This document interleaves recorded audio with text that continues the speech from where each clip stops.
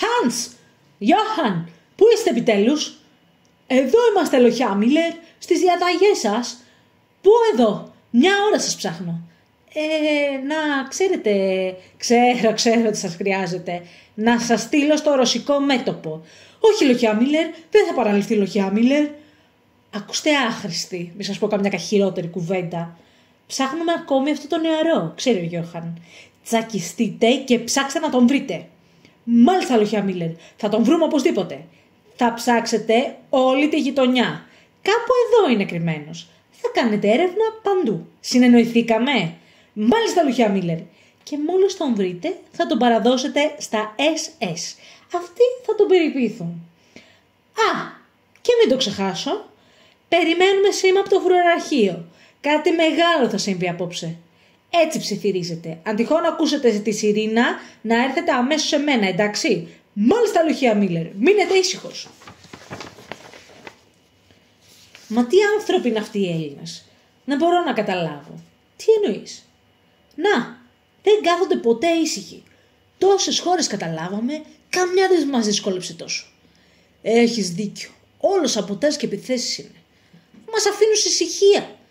Ούτε από βασανιστήρια καταλαβαίνουν, ούτε από εκτελέσεις. Και έχουμε βασανίσει αμέτρητους και εκτελέσει άλλους τόσους.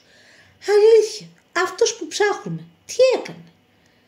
Έγραφε στους τοίχους «Ζήτω η ελευθερία», «Ζήτω η Ελλάδα», κάτι τέτοιο τέλος πάντων.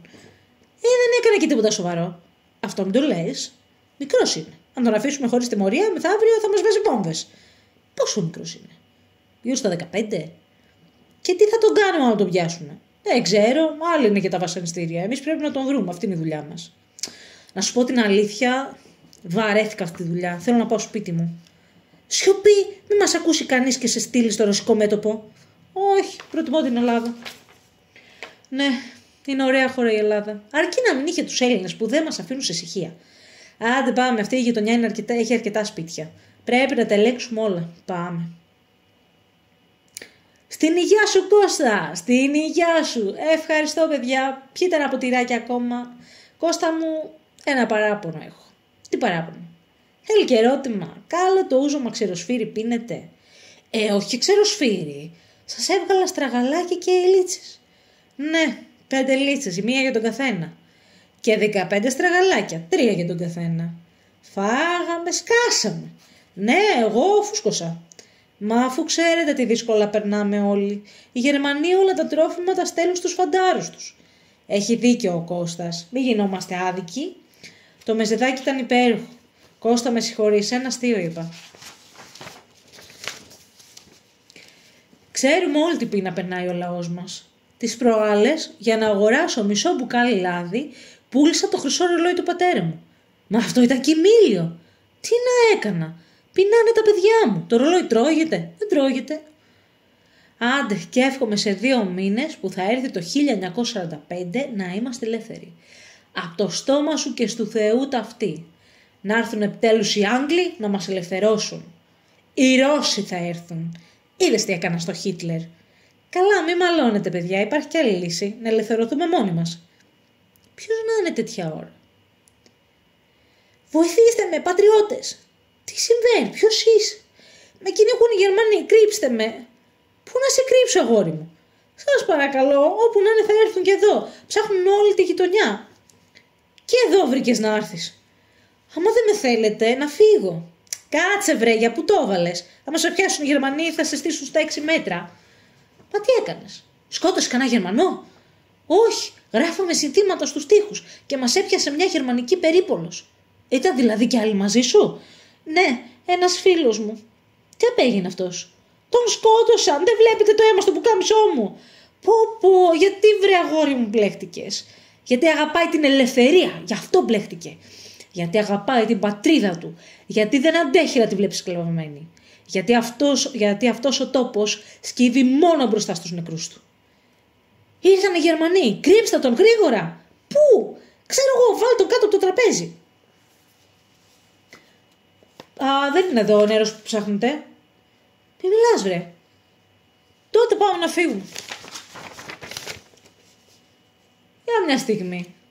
Πού ξέρετε πως ψάχνουμε κάποιον? Τέτοια ώρα, τι ήρθατε να κάνετε εδώ, να πιείτε ουζάκι με μεζέ στραγαλάκι? Και πώς ξέρετε πως ψάχνουμε νερό? Ποιοι δημιουργούν τα προβλήματα στο Τρίτο Ράιχ? Οι νεαροί. Θέλει και ερώτημα, κύριε Λοχεία μου? Δεν είμαι Λοχείας, Δεκανέας είμαι. Εντάξει κύριε Δεκανέα μου, σας δώσαμε και προαγωγή, μη θυμώνετε. Έχω κι άλλη μία απορία. Πώς ξέρετε πως ψάχνουμε μόνον έναν? Πόσοι τρελοί μπορεί να βρεθούν να γράφουν συνθήματα? Σκάσε βρε, θα μας κάψεις. Συνθήματα. Πώς ξέρετε πως έγραφε συνθήματα? Κάθε βράδυ αυτό κάνουν. Κάθονται και γράφουν συνθήματα για να βάζουν σε μπελάδες εμάς τους νομοταγείς πολίτες. Μη θυμώνετε κύριε Δεκανέα μου. Εγώ λέω πως κάτι μας κρύβουν. Ναι, και εμένα κάτι δεν μου αρέσει εδώ πέρα. Μάλλον πρέπει να ψάξουμε το σπίτι. Ναι, απ' άκρη σ' άκρη. Εδώ είστε εσείς? Καλά, δεν ακούτε τόση ώρα τη σιρήνα? Συμβαίνει τίποτα? Και βέβαια συμβαίνει. Φεύγουμε. Για το ρωσικό μέτωπο. Ποιο ρωσικό μέτωπο? Φεύγουμε για την πατρίδα μας, τη Γερμανία. Διαταγή του Χίτλερ. Και τους Έλληνες ποιος θα τους φυλάει? Κανείς. Νομίζω πως από εδώ και πέρα θα ζήσουν ελεύθεροι. Μα έχουμε πόλεμο. Πάει ο πόλεμος, το χάσαμε. Τώρα πρέπει να σωθούμε εμείς.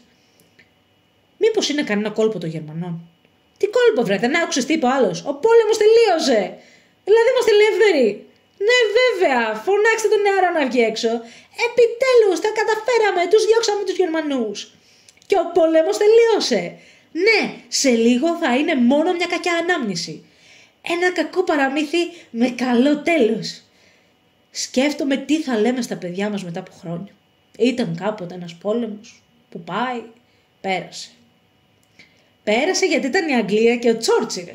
Τι λες ρε βλάκα, αν δεν ήταν η Ρωσία θα σου έλεγα τι θα γινόταν. Ποιον είπες ρε βλάκα ρε ηλίθεια, άμα σου δώσω μία, εγώ θα σου δώσω δύο.